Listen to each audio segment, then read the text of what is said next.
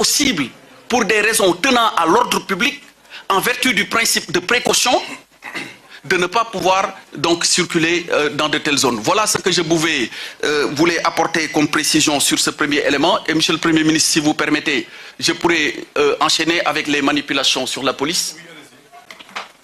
Alors, j'en ai également parlé. Les réseaux sociaux constituent un formidable outil de diffusion de la bonne information, mais également, et malheureusement, il faut le regretter, c'est le revers, constitue également une sorte de fléau des temps modernes selon l'usage qu'on en fait. Parce qu'avec la possibilité qu'on a en temps réel de diffuser à très grande échelle certaines informations, on en arrive à avoir et à constater des dégâts énormes au Sénégal ou ailleurs. Lorsque une vidéo elle est diffusée, on peut tout de suite, par des techniques que certainement les spécialistes peuvent décrire, changer son contenu ou bien même faire dire à une vidéo authentique ce qu'elle n'a pas dit. Mais quand ça arrive, quel doit être le rôle de l'État? Quand il y a une controverse sur un tel sujet, quel doit être le rôle de l'État? Le rôle de l'État ne doit certainement pas d'être passif, mais d'ouvrir une enquête. Ce qui a été annoncé lorsqu'on faisait avant-hier avec le Premier ministre la visite du BRT, et les enquêtes détermineront, comme je le rappelais tout à l'heure, la vérité, après que chacun a donné sa part de vérité sur un sujet, disons, qui est devenu quelque part polémique. Pour répondre à votre question, c'est seulement les enquêtes qui permettront de déterminer réellement ce qui s'est passé. Parce que si je parle avec et au nom de la police, on dira que je prêche pour notre chapelle. Je connais le contenu de ces vidéos, je connais ce qu'il en est. Et je puis vous dire que c'est une collecte qui a été faite régulièrement par les services techniques de la police. Mais plus tard, on a eu droit à beaucoup de manipulations pour essayer de tromper l'opinion. Mais il faut une enquête. Parce que ça, c'est ma part de vérité. Comme d'autres ont leur part de vérité. Il faut que quelqu'un d'autre vienne dire la vérité en départageant nos différentes parts de vérité. Je vous remercie. Je vous remercie, monsieur. Parce qu'on a aussi parlé des morts de 2021, 14 et aujourd'hui 16. Je crois que c'est une question qui a été posée par Lalla Rassoul. Si vous pouvez revenir un peu sur les procédures en cours au niveau du ministère de la Justice. Effectivement, il y a des questions qui ont été posées sur les morts de mars 2021, sur les morts aussi des événements plus récents, mais il y a aussi une question qui a été posée sur l'état d'avancée des informations judiciaires qui étaient ouvertes en ce qui concerne différentes questions, les questions des cocktails Molotov, les questions des commandos. Et je puis vous dire que sur toutes ces questions, notamment les morts de mars 2021 et le nombre de morts qu'on a dénombré pour les événements des 1er et 2 juin, ou 2 ou 3 juin, quoi, les événements de début juin, comme le procureur de la République de Dakar et le procureur de la République de Pékin l'ont annoncé très clairement avant-hier dans les communiqués qu'ils ont diffusés, il y a une information judiciaire ouverte contre X pour identifier, pour situer les responsabilités dans le cadre de ces morts-là. Donc, information judiciaire contre X a été ouverte. Et sur les opérations aussi, commando, les opérations sur les cocktails Molotov, là aussi, il y a des informations judiciaires qui ont été ouvertes et il y a des personnes qui sont actuellement dans les liens de la détention. Donc, Monsieur le Premier ministre, pour répondre à cette question, les informations judiciaires sont en cours. Je vous remercie. Je vous remercie. Garde des Sceaux, je m'en vais peut-être, je reviens au ministre de l'Intérieur pour... Oui, je vous remercie, Monsieur le Premier ministre.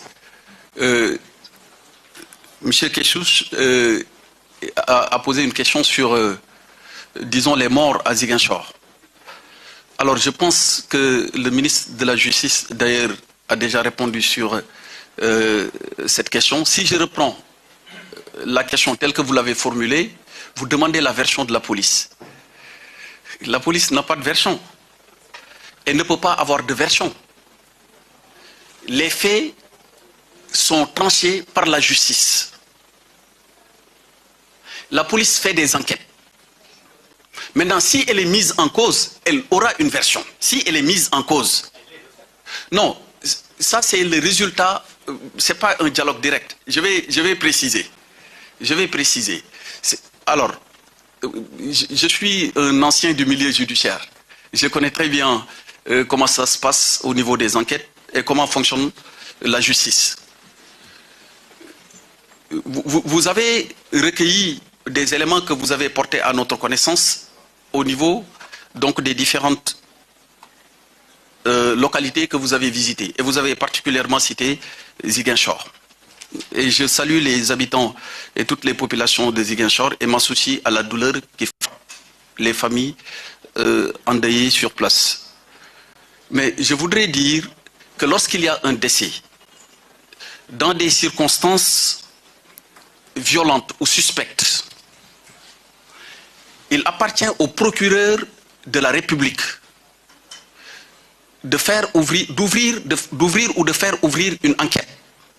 Et dans le cadre de cette enquête, s'il y a des éléments, mais ça c'est dossier judiciaire, je ne parle pas de personnes qui bénéficient de votre temps d'antenne ou en tout cas de votre micro ou des plages de votre journal. Je ne parle pas de ça, je parle d'une enquête. Je parle donc procédure. Quand il y a une procédure, lorsque le procureur estime, en essayant de faire connaître les causes de la mort, qu'il y a une suspicion sur l'implication de forces de défense ou de sécurité ou d'une autre personne, à partir de ce moment, on peut dire qu'il y a une mise en cause. Et cette mise en cause pourra donner sa version. Mais en l'état actuel, nous en sommes au stade des autopsies où il y a eu donc des rapports d'autopsie et des certificats de genre de mort. Et c'est la phase qui va suivre qui déterminera dans quelle direction l'enquête ira.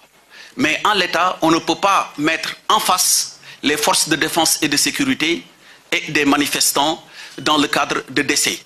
Qui vous dit que les décès ne proviennent pas de balles tirées chez les manifestants? Rien ne le dit. Rien ne permet aujourd'hui de l'attester, mais rien ne permet également aujourd'hui de le nier. Donc, il ne faut pas faire la justice à la place de la justice et aller... C'est vrai que la justice est une dame, on parle souvent de la dame justice, est une dame respectable, mais qui marche souvent lentement, mais il ne faut pas certainement aller plus rapidement qu'elle, marcher plus rapidement qu'elle. Je vous remercie. Ministre de l'Intérieur, aussi, je remercie le ministre de la Justice. Vous avez montré que l'État du Sénégal fonctionne sur des règles, sur des principes, et nous veillons à appliquer les lois et règlements qui nous régissent. Et d'ailleurs, c'est pour cette raison que je vais inviter le ministre des Forces armées pour rappeler un certain nombre de principes qui guident l'action de l'État dans ce domaine-là, mais aussi qui organisent nos relations avec l'ensemble des acteurs. Je pense que cela aussi est important. Monsieur le ministre des Forces armées.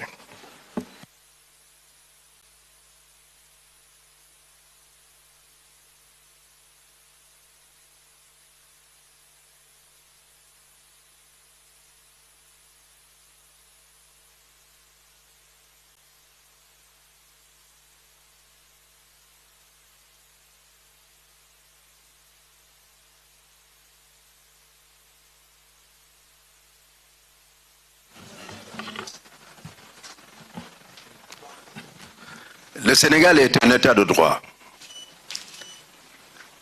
qui s'applique le droit de l'État et qui l'applique aussi à ses concitoyens. Il est aujourd'hui dit de façon violente que l'État du Sénégal est un État qui viole les droits de l'homme. Je voudrais pouvoir vous dire que c'est un État qui est un État de référence en matière des droits de l'homme. C'est le premier pays au monde qui a ratifié le statut de Rome. Quand vous allez au siège de la Cour pénale internationale, le premier drapeau au monde est le drapeau du Sénégal. Et le Sénégal aussi a ratifié l'ensemble des conventions internationales et régionales qui attestent qu'il est attaché au principe des droits de l'homme.